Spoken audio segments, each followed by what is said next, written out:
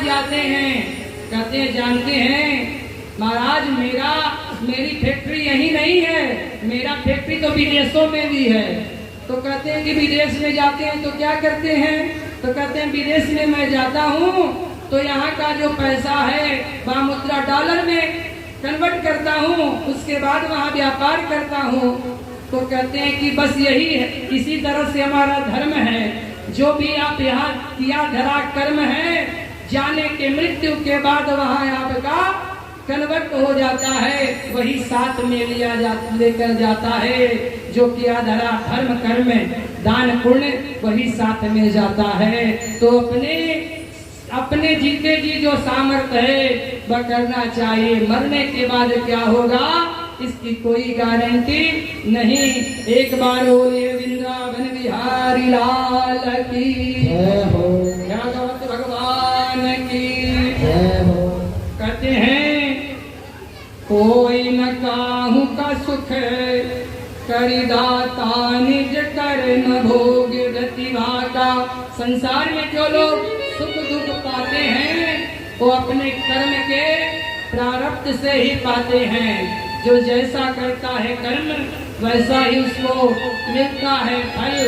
और इसी तरह से परमात्मा अवतार, तीसरी बात, परमात्मा के अवतार लेने के लिए बहुत बड़ा कारण है। भगवान जब अवतार लेते हैं, क्योंकि वेद के अनुसार कहा गया है कि अनुसार व्यक्ति कर्म कर रहा है, वेद के आधार पर मनुष्य का आचरण होता है सत्य कर्म करने से ही।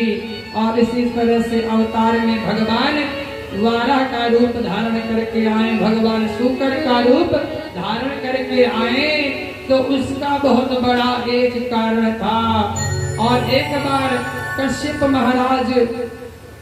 महाराज बैठे हुए थे, उनकी 13 पत्नियां सब द्रौपदी दीदी ने बड़े थी, कहने लगी कि सारी बहनें मेरी पुत्रवती हैं, लेकिन मुझे अभी तक एक पुत्र भी नहीं हुआ, अब मुझे पुत्र चाहिए। और उस समय दीदी से कश्यप महाराज कहते हैं कि देवी, इस समय का जो समय है वो उत्तम समय नहीं है, गुदली का बेला है। भगवान शंकर अपने गणों के साथ विचरित करते होंगे, भ्रमण करते हैं, इस समय का गर्भधान का उत्तम समय नहीं है। उस समय मानो कश्यप महाराज को झुकना पड़ा, और जब झुकना पड़ा तो उस समय कश्यप महाराज कहते हैं कि देवी, तुम्हारे तो जो इस समय पुत्र होंगे वो राक्षस होंगे। और राक्षस होंगे, ये बात को सुनते ही रीति कहने लगे कि राक्षस, अरे महाराज मैं राक्षस जन्म नहीं देना चाहती, कहें लेकिन एक बहुत बड़ा कारण है कि उनका पौत्र प्रहलाद पुत्र बड़ा ज्ञानी होगा। और इस तरह से इस बात को सुनते ही कहते हैं कि ऐसे पुत्र को तो मैं जन्म देना चाहती हूँ। भगवान कहे कि बीज का असर हुआ और धीरे धीरे दीदी के गर्भ से में 2 बालक आए, जिसके कारण सृष्टि में इतना प्रकाश बढ़ने लगा कि सूर्य नारायण का प्रकाश कम होने लगा। ब्रह्मा जी के पास जाकर जब निवेदन किए कि महाराज देवता लोग कि अदिति के गर्भ में का तेज तो इतना बढ़ रहा है कि हम लोगों का तेज फीका पड़ जा रहा है। और उस समय तुरंत ही कहते हैं कि ब्रह्मा जी कि एक बार आपसे बताऊं, ये दोनों और कोई नहीं, ये भगवान के पार्षद जय और विजय हैं। ये दोनों एक बार हमारे मानस पुत्र शनक सनंदन संत को मार गए, जा रहे थे विष्णु लोक, विष्णु भगवान से मिलने। तो उस समय दरवाजे पे जय विजय उनको अंदर जाने नहीं दिए। तो जय विजय जब अंदर नहीं जाने दिए तो हमारे मानस पुत्र एक बार बोलिए वृंदावन बिहारी लाल की। मानस पुत्र मेरे कहने लगे कि अरे तुम भगवान के पार्षद हो और तुम भगवान के पार्षद होकर लोगों में भेद करते हो। अरे भेद करते हो, मेरे पिताश्री से मिलने से मुझे वर्जित कर रहे हो और तुम भगवान के पार्षद रहने लायक नहीं हो, योग्य नहीं हो। तुम लोग जाओ राक्षस बन जाओ। और राक्षस जब बन जाओ ये बात को सुनते ही उनके चरणों में गिर पड़े, कहे महाराज राक्षस बनूंगा तो बहुत कष्ट होगा। उसी समय संत कुमारों को अंदर प्रवेश न मिलने के कारण भगवान को स्वयं बाहर आना पड़ा। और जब बाहर आना पड़ा तो भगवान के सामने हाथ जोड़कर संत कुमारों ने कहा कि हे प्रभु आज मुझसे बहुत बड़ी एक गलती हो गया, सो मुझे क्षमा करिए। मैं आपके पार्षदों को श्राप दे दिया। कहा जाता है कि 24 घंटे बैठकर अगर तपस्या किया जाए, 1 मिनट में के लिए अगर क्रोध आ गया तो सारा किया धरा व्यर्थ हो जाता है, नष्ट हो जाता है।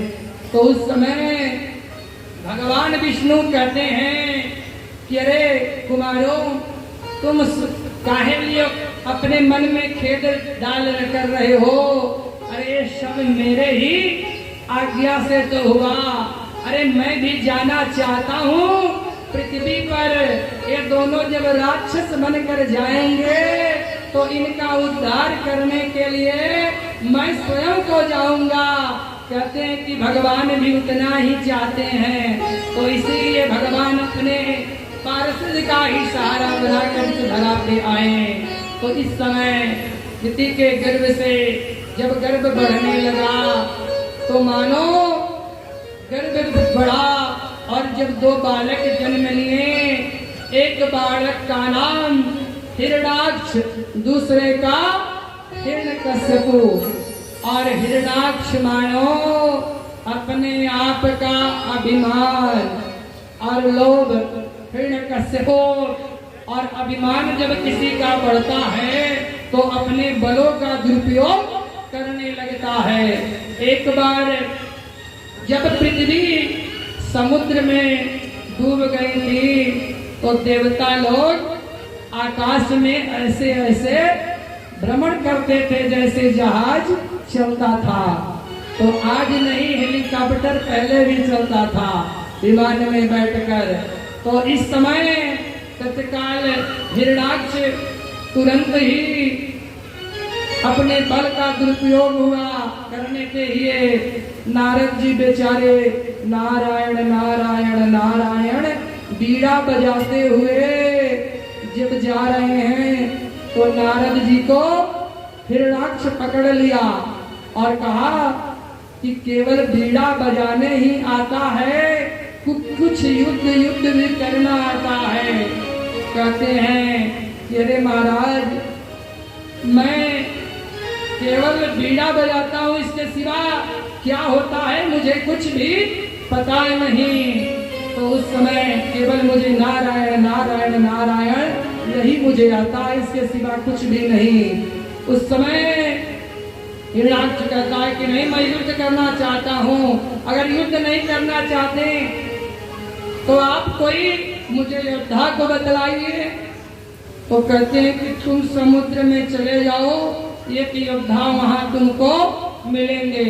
जब समुद्र में गए तो जल के देवता वरुण देव महाराज बैठे हुए, वृद्ध बेचारे बैठकर माला फेर रहे थे और वरुण महाराज को ललकारने लगा और वरुण महाराज से कहा कि मैं युद्ध करना चाहता हूँ। वरुण महाराज कह रहे बेटा तुम क्या कह रहे हो, युद्ध तो बराबरी वाले के बराबर किया जाता है। कहना ना युद्ध आप ही से करूंगा, कहीं युद्ध तो आप मुझसे तुम